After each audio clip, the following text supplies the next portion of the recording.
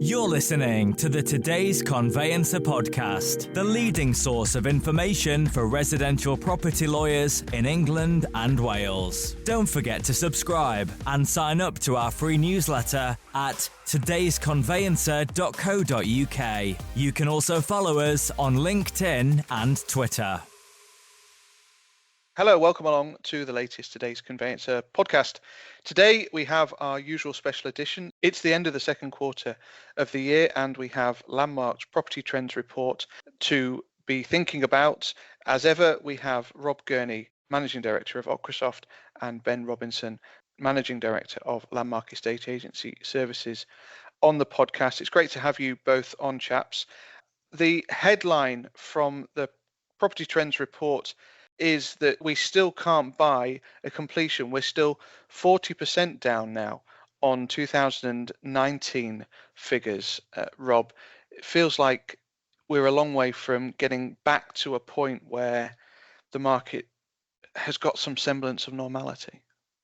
Yeah, I'd agree with that, David. I think it certainly paints a frustrating picture because if we look at the quarter just gone, quarter two, we have seen case instructions steadily grow month on month from April through to the end of June, with unfortunately no sign of that sort of subsequent growth in completion numbers that you would also expect to see. And obviously there's always a delay, isn't there, between instruction and completion. We tend to say sort of 3 to 4 months after case instructs on average. We'll be looking at sort of completion. So numbers are always playing catch up from a completion perspective, but certainly, it's been a very tricky start to the year, really, in terms of completion numbers, just not sort of following suit in the way that we would ordinarily expect them to. Having said that, there was a little spike in May, but that was mainly due, as we all know, any month that has 5 Fridays in it is always going to be a bumper month for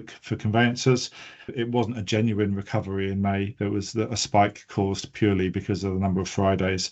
And in June, unfortunately, we did see that drop sort of back off again. So completion numbers have been very subdued all year.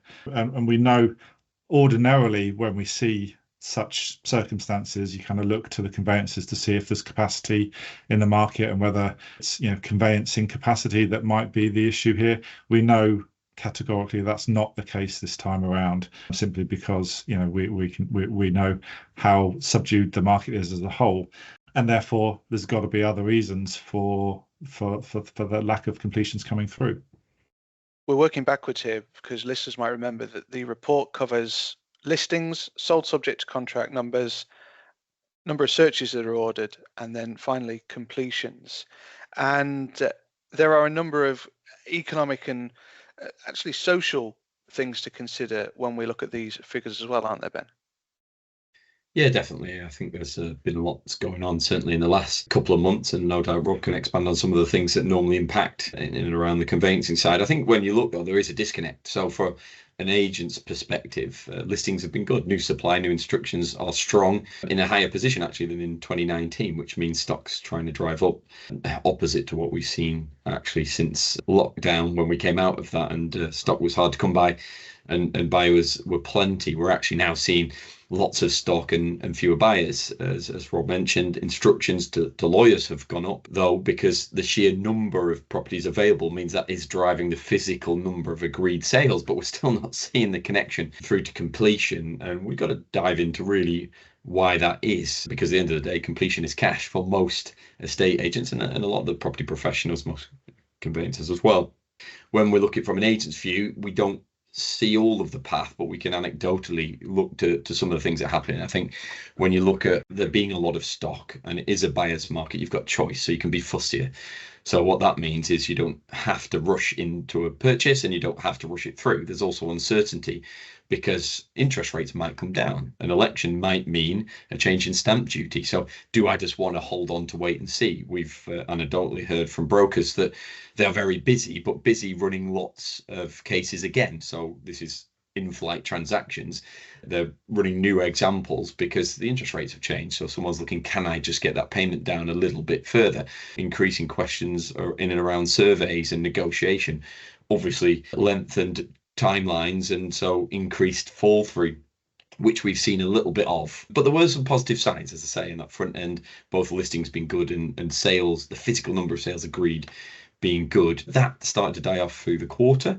And I think, a lot of that then is the other social impact things that are going on. So the election, the uncertainty around that, and, perhaps the Euros as well. So I think, there's lots of things recently that have brought the numbers down, and I don't think then we'll see whether we're at the other end of that until September, October, because we are now in the summer holidays, which are normally subdued. So will there be any boost, or will it remain flat? There's been some green shoots on our side, a few more completions coming through in the last week, but it's very early days to say that, people are now making a decision. I think the final thing from me on an agency view, talking to lots of agents, is they are slightly frustrated figures. Of course, they want the money to come through because they think or see that things are being put off in the process, like the ordering of searches, for example, the commitment to cash, because of the uncertainty. So people have been advised, just wait until you've definitely got the affordability sorted. Just wait until we can see if we can bring that mortgage payment down.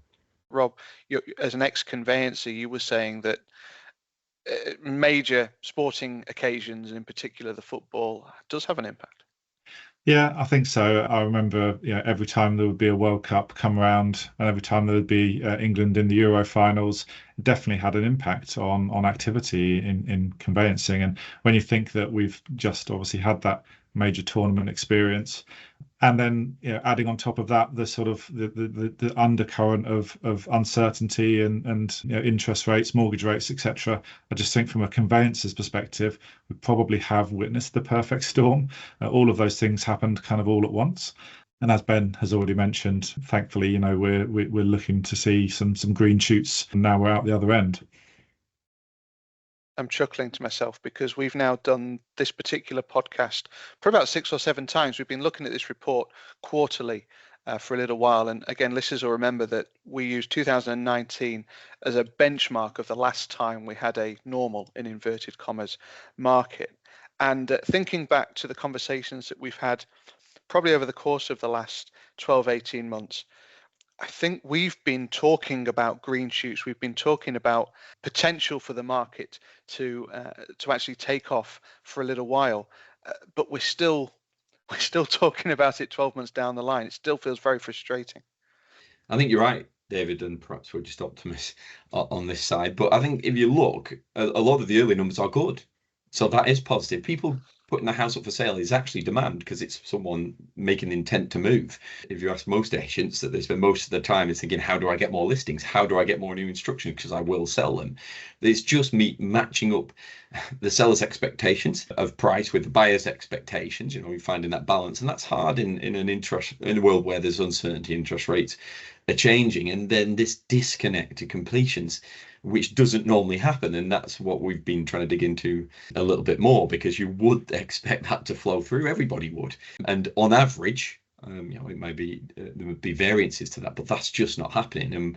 And we do think there's been a lot of uncertainty, and even more so recently, that's contributed towards that. And we do think we're seeing a slide through of completions now, which would suggest, obviously, we're very early days into the new government, but perhaps September, October, by then we'll have a real gauge on, and we'll be perhaps, again, maybe being the optimist, reporting on the next quarter of positive signs, write down those numbers, not just at the start, and be able to say, yeah, it's not necessarily going to be the post-COVID absolute acceleration of the market, but at least we're back on normal terms and everybody knows that we've got some stability to work towards. So that's the difficulty. How do you plan a business if the numbers aren't adding up as they usually do? It's difficult. I'll try and use an analogy here. Most people sort of think idealistically there should be like a waterfall system where the water sort of just flowing nicely, gently all the way from start to finish. That's not how conveyancing works, unfortunately. It never has, probably never will. It's more of a sort of a catch-up bottle slap that tends to happen. We know that the pipelines are maturing. There's more and more cases going in through the front door, and they're not coming out the back door. And obviously they're not all falling through, are they, Ben? So Yeah. That at some point that catch-up bottle slap will happen, and we'll see a load of completions come out the other end. So hopefully, as I say, we always do talk about green shoots, and we always are potentially optimistic. But when you think about it realistically, that those cases have got to come through. And we think that all of the reasons why they're being held back, or certainly most of the reasons why they've been held back, are now alleviated. So, yeah, watch this space. If the events of the last few days are anything to go by, King's speech and the focus that the new government appears to be placing on housing and planning, hopefully that ketchup bottle will get the tap it needs to get us to a point where we're starting to get a few more completions through. But it's been great to have you both, as ever, sharing the insight of the report, which is available on the Landmark website. The link is in the podcast, and also sharing your thoughts on what's happening in and around the sector. So thank you very much indeed for joining. You're welcome. The Today's Conveyancer podcast is available on your preferred podcast provider. It's also available on todaysconveyancer.co.uk. My thanks as ever to Ben and also to Rob. Thank you for listening, and we'll see you again soon.